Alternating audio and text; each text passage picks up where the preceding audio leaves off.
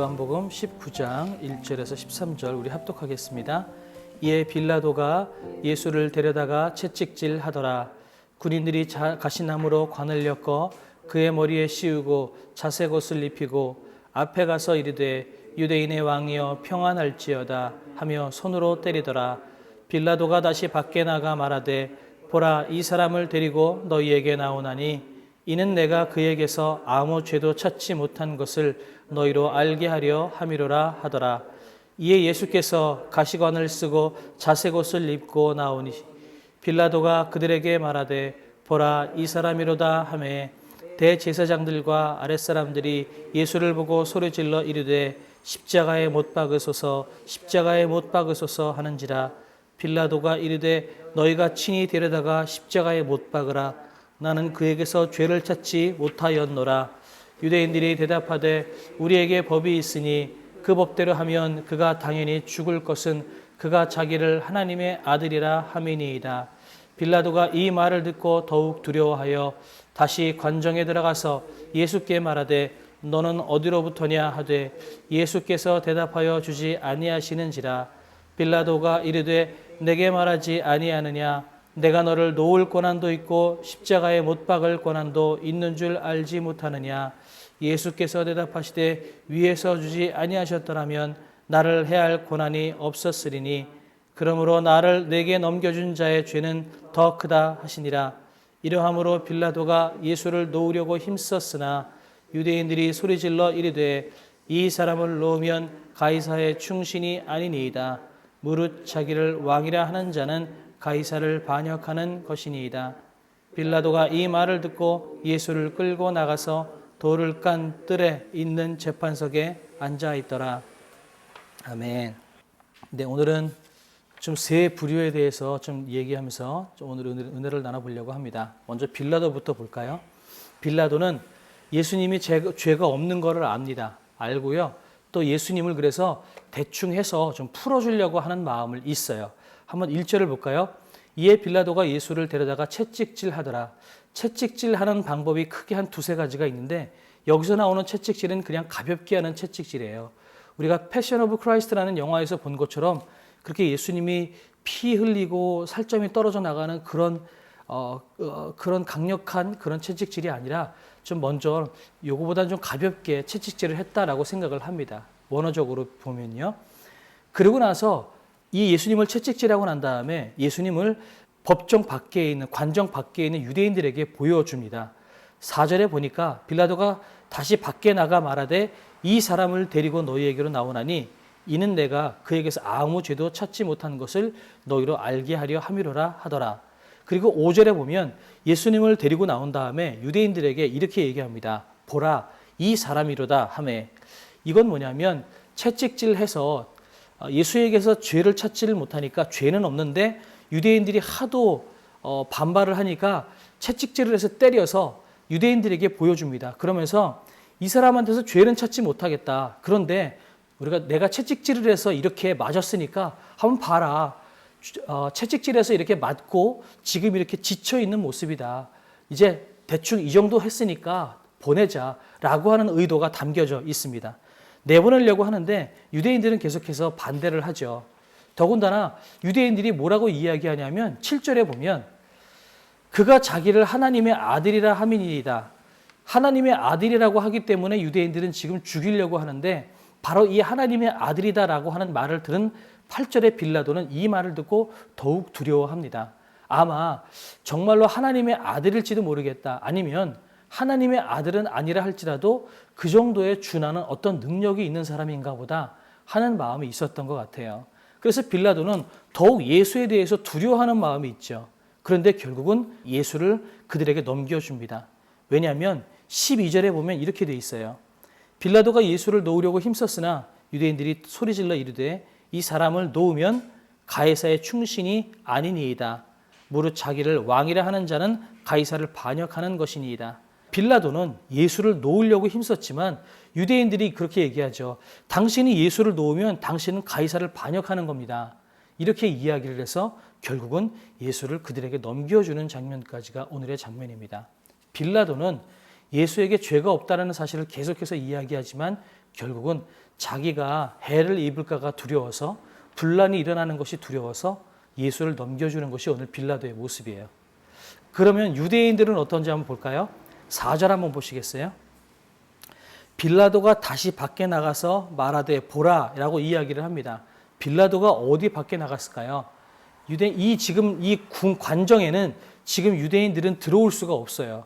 들어올 수 없다기보단 들어오지 않으려고 합니다. 왜냐하면 부정하면 이방인의 뜰에 들어가서 부정하고 여러 가지 것으로 부정해지면 유대인들은 바로 그 다음날 유월절을 지킬 수가 없기 때문에 그래요.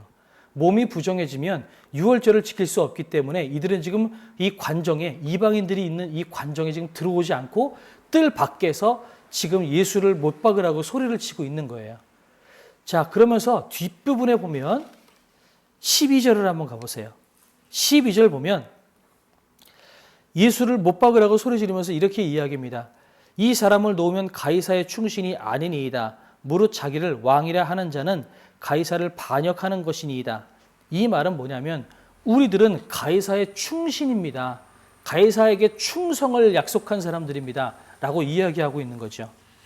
그러니까 지금 유대인들은 유월절을 지키려고 하는 마음은 있으나 그 유월절을 지키려고 하는 진짜 본질, 진짜 유월절 어린 양을 죽이려고 하는 일을 하고 있는 거죠.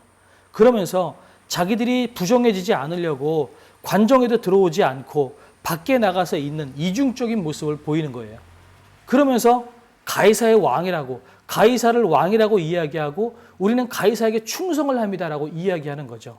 세상 왕에게 우리는 충성합니다라고 이야기하고 있습니다. 이중적인 잣대를 가지고 있는 거죠. 이중적인 모습을 하고 있어요. 유월절을 지키려고 하고 정결하려고는 하고 있으나 그러나 진짜 정결한 모습은 보이지 않고 있다는 거죠. 예수를 죽이기 위해서 그들은 무슨 짓이든지 하고 있는 이중적인 모습을 보고 있습니다. 예배를 드리고 유월절을 지키려고 하는 형식은 남아있을지 모르나 유월절을 지키려고 하는 진짜 정결한 본질은 이 유대인들에게서 전혀 찾아볼 수 없는 모습을 보고 있는 거예요.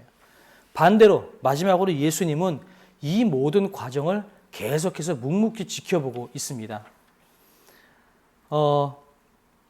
3절에 보면 군인들이 예수를 때리는 장면이 나와요. 유대인의 왕이여 평안할지어다 하며 손으로 때리더라 이렇게 되어 있어요.